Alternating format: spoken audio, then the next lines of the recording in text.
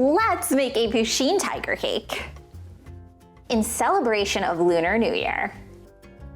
This will be such a kawaii cake with super fierce details. Roar!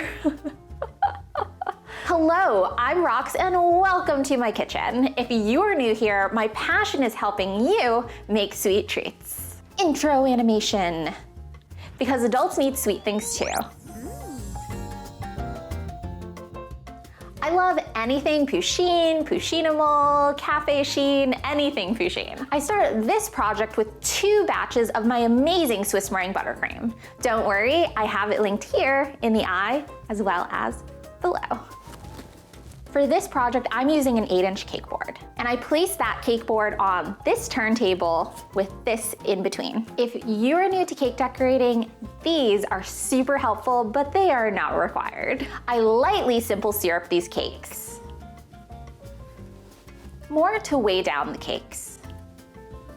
Add buttercream on the board so the cake doesn't slip. Place cake layer, this has been leveled, and I do my best to get it centered. And if you are wondering about the cake recipe, I do have cake recipes on my YouTube and on rocksstarbakes.com. I fill my scoop with buttercream, and then I smooth this with an angled spatula. Here's the second layer. When it looks even from the sides, I press each layer to make sure it's good on there. The first 3 layers are 6-inch cakes. I could do some carving to get the shape right later.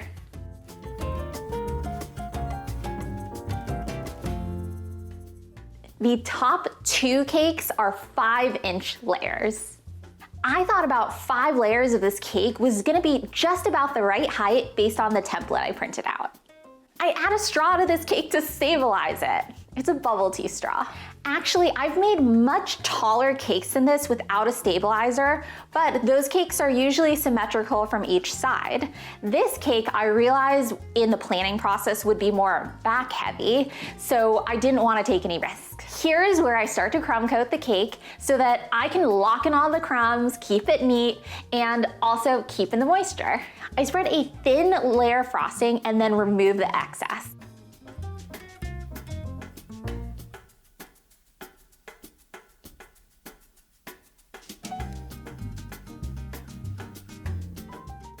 After the crumb, I refrigerate for 10 to 15 minutes to stabilize the cake. I realize every refrigerator is different, so just go with the time you feel is best. Do not add the excess frosting that you removed from the crumb coat back into the main frosting. The reason being is that a cake, when it's completed, just looks a little more professional crumb-free. Here, I'm making the ears. I crumble cake scraps. Add buttercream to slightly moisten. Not too much, just enough to stick together. Then I mold the ears into triangles for the cake. These go in the fridge for about 10 minutes to firm. Then I place the ears, and I use some toothpicks to anchor them. After frosting, I do take these out. While the cake is crumb coated and cold, I start to carve out the cake. And I'm only carving the cake a little bit here to achieve that Pusheen cat-like shape. I shave off some of the cake gradually. It's hard to add a cake back.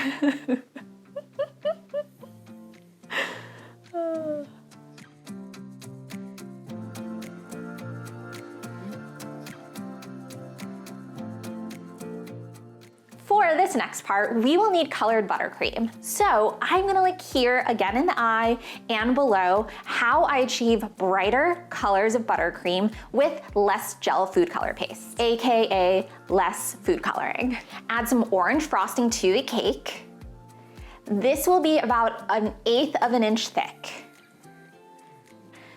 Smooth this out with an angled spatula or bench scraper. Just take your time smoothing out the cake. More frosting is added and more smoothing. Continue adding buttercream to any holes and gaps. Then smooth out the sides with an angled spatula and or cake bench scraper. Try to get an even layer around the ears too. Sometimes I smooth with a bench scraper if my hand gets tired from all of the holding of an angled spatula. I put the cake in the fridge to firm and then gather all of the feature details. There are a bunch of ways to tackle the stripes, but I prefer to go with buttercream and a little smoothing. I create an outline and I fill it in. It's kind of cute rustic. Now for the face. If you've seen my Pusheen Bee cupcakes video, or my Cocoa Bomb Pusheen video, or my Pusheen Galaxy Sheet Cake, you know I love to make Pusheen faces this way. First, I searched Pusheen the cat and found some images. I was pretty much out of ink when I printed this, but I use it as a template. The parchment paper will make it easier to peel off later. To melt, I do this a couple of ways depending on my mood. Option 1 is to microwave. Place melts or chocolate in a microwave-safe bowl. Microwave at 50% power in 30-second intervals, stirring in between. This takes about 1.5 to 2 minutes depending on quantity and your microwave. Now what you're seeing here is what it looks like properly melted in this bowl.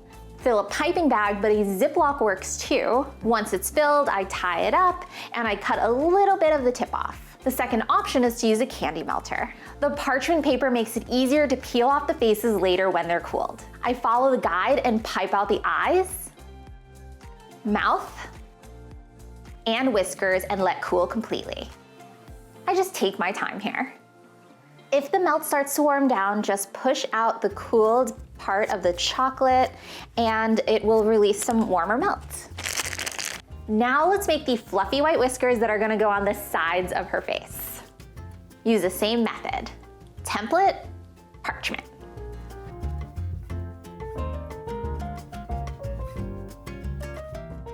Pusheen doesn't normally have a mouth base like this tiger does, so I debated how I was going to tackle this. I went with buttercream and not fondant. Just take a piece of parchment, make a little bit of a buttercream round and smooth, and then refrigerate. When it's cold and firm to the touch, add it to the cake and center it. I apologize, I didn't capture actually the process of making this. There's just a lot to capture when making a cake. Peel off the parchment. Gently place the facial features. Brows, the eyes. Having the white mouth base, I feel like really helped me to center the rest of the face. Meow. How cute. I use a knife and slice the line to the sides of the cake so I have a guide to add the white fluff. Gently press in the white whisker fluff. It's coming together, just a few more details. For the tail, I actually made 2 versions. One that was more similar to the size of my Pusheen stuffed animal, and a second that seemed more proportional to what I would need for a tiger cake. I go with a large fondant tail to match the cake. Black and orange. I create fondant balls, and then I attach them, and I just roll it out.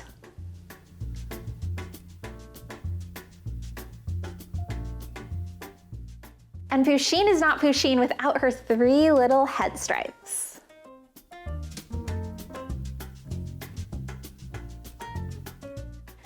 At this point, it just felt as if there were not enough tiger stripes on this cake. So I decided to add more. Rower. Whoa, MG. Kawaii Pusheeninal tiger cake success. Hit that bell notification and that like to get my latest videos. And tag me on IG if you decide to make this cake. I'd love to see it. Coming up is a cake idea playlist that I am always adding videos to. So what's new with me? This week I did an interview with the Seattle Times on my baking side hustle that you guys see and watch here, and cocoa bomb making. I will link the article when it's ready down below so you can see it, but basically I made some Winnie the Pooh cocoa bombs. Here I am petting my teddy bear boy Mastiff. He's about to be 3 years old. Just so sweet and a little bossy when it comes to getting his pets in. And I just want to point out some of the other Pusheens that I have going on around here. So here I have Hello Kitty all dressed up as Pusheen. Over here I have a cafe sheen, so croissant or croissant Pusheen. So cute. Thank you so much for watching, and I'll see you soon. Bye-bye.